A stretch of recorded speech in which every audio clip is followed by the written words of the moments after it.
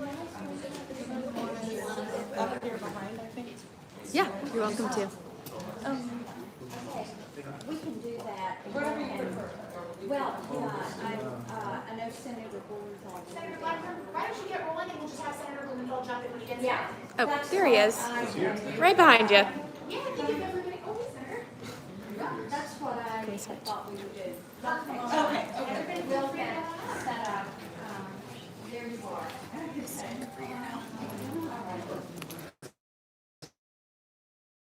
Go ahead and. Yeah, take it. Next.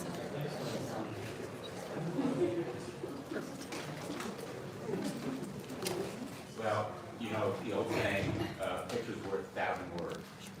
This picture is worth 1,000 words. I want to thank, above all, parents and young people who have brought us to this day. You've done it. We're going to get a vote. And we're going to get more than one vote. We're going to get votes here, and then we're going to get votes in the House, and we're going to pass this measure.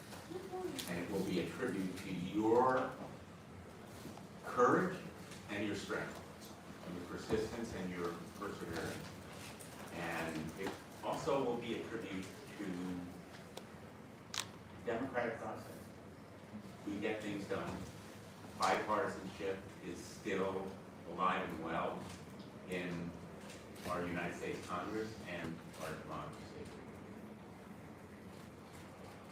I am deeply grateful to all of you for sharing your stories, your faces and voices that have made it possible for us to get this vote. I want to thank Senator Schumer. He made a promise.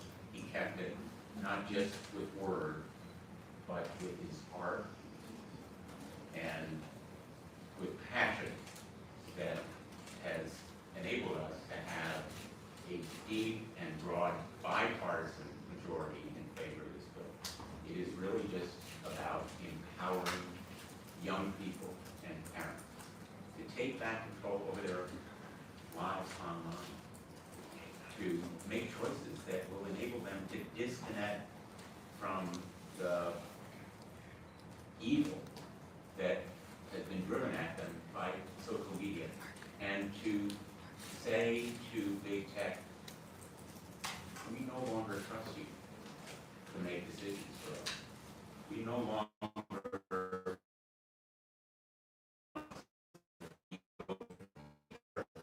we've seen this movie results, and the reason is we've seen from their own documents, their own files, their own evidence, that their business model is to get more eyeballs for longer periods of time, so they get more advertisers and more dollars, knowing that those profits are derived from destroying lives of your children. Now, we can't bring back those lives, but we can save others. And I am haunted by one of the moms who said to us, I think speaking on behalf of everyone, when will you stop them from killing people? When will you stop them from killing our children? Today we take a step in that direction by giving you the tools and safeguards so you and your children can make choices, giving big tech a duty of care, requiring them to prevent or mitigate the harms that are occurring, and opening these black box algorithms so that we know how they work. And this bill is not about censorship. It is truly about product design, as I just said on the floor of the Senate. Product design applies across the board to things that are sold to Americans. It's one of our principles that we protect against defective products that we know cause harm. Car manufacturers are required to install seatbelts and airbags. The same has to be true of social media. We need to impose these kinds of safeguards and impose that duty of care. I am really hopeful about the path ahead. I am hopeful because of the big bipartisan majority that we have today for this bill. But most important, I'm hopeful because you will continue to be our advocates. You will be our champions. You are our leaders and our lodestar. And we're going to continue this fight. And I want to say that I am immensely grateful to Senator Blackburn, who has been an incomparably important and valuable true partner in this effort, and I thank her for all she's done. Absolutely. And what fun to see. We know you're tenders. And hearing your sobs, it is really right. So, we thank you. And I think Big Tech is making their last yes push. But you're and we're happy to be a part. Thank you. Thank you so much.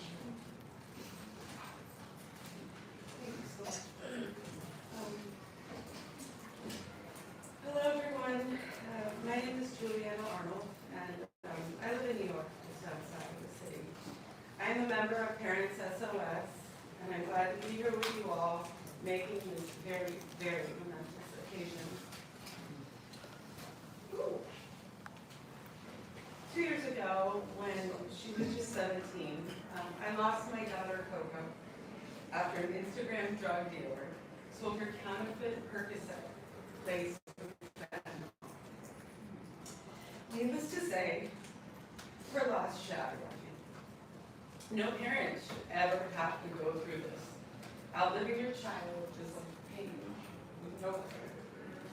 And I miss Coco desperately. The only way through this suffering, though, has been for me to find some sort of purpose. And advocating for the Kids Online Safety and Privacy Act has served that for me. I am driven, like most of the parents in our organization, by a fierce, fierce need to ensure that no other family experiences the agony that we have endured. Thanks to Leader Schumer and KOSA's original co-sponsors, Senator Blackburn and Blumenthal, Markey and Cassidy, we are closer now than ever to making this a reality. With Senate's historic vote to pass KOSA, which we expect early next week, all we need now is the House to follow suit, passing KOSA as soon as possible.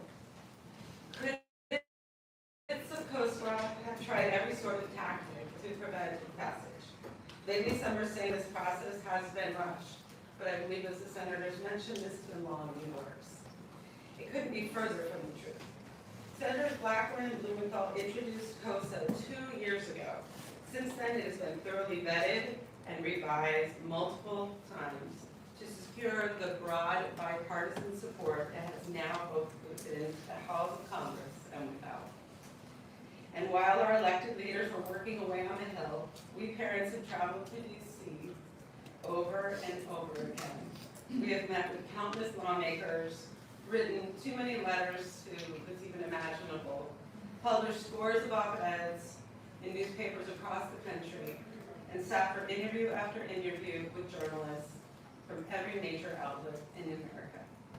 We have mustered our courage to tell the story of the absolute worst day of our lives, as many times as needed in order to honor our children's memories and save other children's lives. Getting KOSA to this point has not been done in haste whatsoever, and it really hasn't been easy.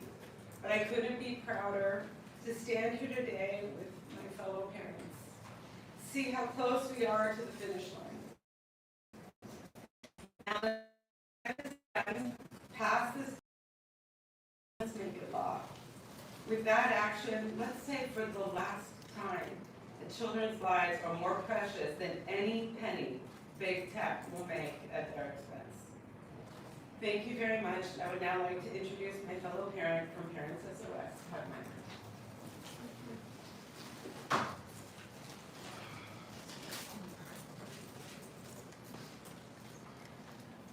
Good afternoon. My name is Todd Miner Sr., and I'm here with my wife, Mia. We lost our 12-year-old son, Matthew, to an online viral challenge on TikTok and YouTube. This was after he was allowed access to the internet for just 1 hour. The never-ending pain of his loss and never seeing his smiling face, coupled with the tragic memories of performing CPR on him to try to save his life, stays with us every day. We heard from many of Matthew's classmates and friends that they could not turn off seeing these online challenges when they were on social media. They felt there was no way out. It was then that we decided that we would not rest until America's youth was safe from online harms on social media. We never want another family to experience the tragedies we had due to social media and big tech. Unlike big tech, KOSA puts children and youth's lives and family safety before profits. The progress on KOSA we have seen in recent weeks and months is a culmination of hard work over the past couple years by us, our fellow survivor parents, advocates, and Senators Schumer, Blackburn, Blumenthal, Markey, and Cassidy. All true heroes in my book. We've heard some opponents of the bill talk about how this is being done in haste and how it's rushed. Not one of us who have gone through what we have gone through and what we have experienced, the pain, would agree with that. I stand here before you as a witness of the challenging work and sleepless nights it took to get here. I remember the numerous but productive trips to Capitol Hill and the long nights staying up and drafting our respective op-eds.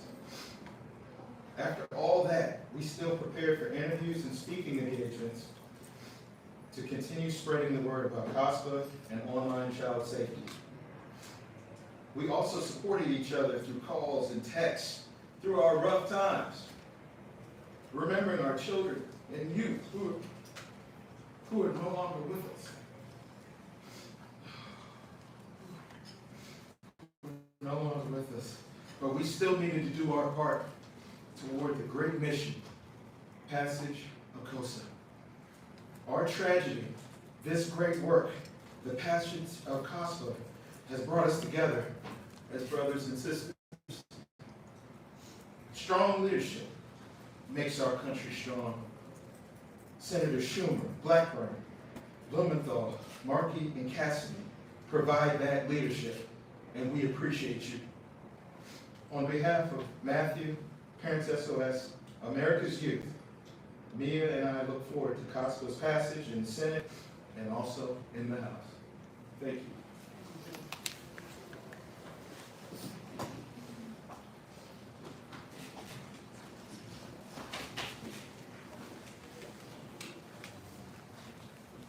Hello everyone, my name is Isabel Sunderland, and I'm a youth advocate with Design It For Us.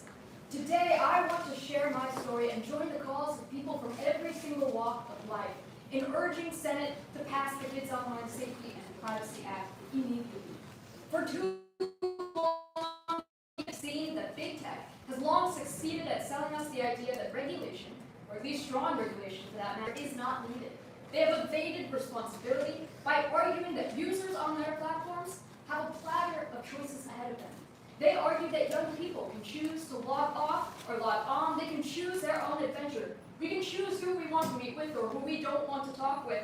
But I want to set the record straight right now. On the long list of priorities that big tech has, User choice is at the bottom. See, we don't have a choice. We don't have a choice when these companies have finally engineered their platforms to manipulate young people into staying on their sites longer, as they deliver vicious platters of addictive, divisive, and harmful content. We have a choice when they pursue padding their pockets, portfolios, and platforms, and these companies have auctioned off our attention spans and our generation to the highest bidder. It wasn't a choice. I was recommended body image content that lured me into believing that I wasn't enough, that my body wasn't enough, my face didn't look the right way, that I wasn't pretty enough. For me, it was seeing a notification that might nudge me to open the app. It would then encourage me to view my feed with the promise that I would see what my friends are up to, view cool things that I don't want to do. It was scrolling and scrolling and scrolling because maybe it was a hard day. Maybe because I just wanted to relax, because something in the back of my mind told me that I might find something that would make it worth it. And soon, it never took long, those harmless videos changed. They would first start recommending me simple things, such as the best skincare routines, maybe the best workouts to get fit and toned, then advertisements diagramming which part of my body I should target with what kind of foods, beauty challenges where I could morph my face into whatever way I wanted it to look like and compare it to another person. I was seeing videos telling me what I was supposed to look like, and when I would click, I don't want to see this anymore, I would be shown it all the more. Because the truth is, we don't get a choice. You can't turn it off and put it in your pocket and forget about it, because the odds are stacked against you. At their core, big tech has created a business model that profits off of brokenness. See, the Kids Online Safety and Privacy Act disrupts this business model. It places kids at the center, and it's a crucial piece of legislation that we must pass yesterday, that we should pass now too. See, this legislation doesn't ban social media. It doesn't do away with the internet, doesn't censor free speech, or deprive us of the ability to enjoy the fundamentally good parts of the internet. The parts where we see connection, compassion, and community. But it does give us the power to shape our experiences online. It moves choice to the top of that priority list. It changes the dynamic and makes it a safer environment for our generation. Senators, today I urge us to pass the Kids Online Safety and Privacy Act. It's a crucial piece of bipartisan legislation. I think the advocates and the parents and the senators that are standing with me in this room, because we're not finished yet. Because I'm also looking to the House of Representatives, and I'm urging my representatives to vote in favor of this bill and resolve the differences by the end of this year. Folks, we know that every single second that we wait, that's another team, another family, another story, where the value of a choice, the empowerment of a choice, could make all the difference. So today I urge us to pass this crucial piece of bipartisan legislation. Thank you. Good job. Are there any questions? Thank you, Senator Blumenthal. Leader Jeffries today mentioned that it was kind of maybe they might take up some sort of companion bill on the House side concerning the Kids Online Safety Act. But what's your message to House lawmakers about pushing this forward when they return eventually in September? We have broad bipartisan support in the House. We feel good about that. We know that Congressman Bill Rockus and Congresswoman Castor have done a good bit of work. I've talked with a lot of those former House colleagues, and they are ready to move forward on this. They want a vote on the floor, so we're encouraged by that and by support from leadership to move this forward. Do you have any? My message is even simple. Listen to Parental. I have a son named Matthew. We all have sons and daughters. We know how vulnerable they can be. There, but the grace of God goes to every one of us. You have a responsibility to listen to these parents and to young people who are coming forward. And if you look at the numbers in the Senate vote, you'll get on the right side of history. Yes. Senator, some of your colleagues have raised concerns about free speech or expression as a result of this bill. What is your response to those concerns? Well, there are endless myths and misconceptions that have been spread, and they're continuing to do it by the armies of lawyers and lobbyists that big tech is hired because they want to protect their profits. We want to protect children. There's no censorship in this bill. It's about product design. There is no invasion of privacy in this bill. We've chosen not to collect information. And this bill is Speech bill. It is a content neutral bill. There is no rulemaking authority in this bill. And as you all were watching us on the board, these were some of the points that we were making, that there were misrepresentations of what the bill actually does. It doesn't give new powers to the state attorneys general. It doesn't give new powers to the FTC. Pardon me, and it doesn't give the government more authority. And as Senator Blumenthal said, this is about product design. This is about duty of care. Senators, could you just speak to the history of the moment, considering this is the first time social media companies will be facing new requirements in this way? In over 2 decades, well before these social media companies even came to the commission. The history is the vote bills Yeah, going we on. just,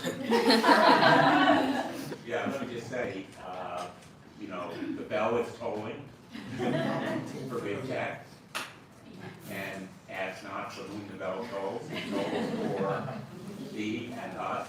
It is a historic moment because, very seriously, Congress is finally imposing some accountability on an industry that has gone totally non-responsible and irresponsible for decades now. It is the first reform in decades, and it is high time that we take this vote. And if you'll excuse us, we'll do it.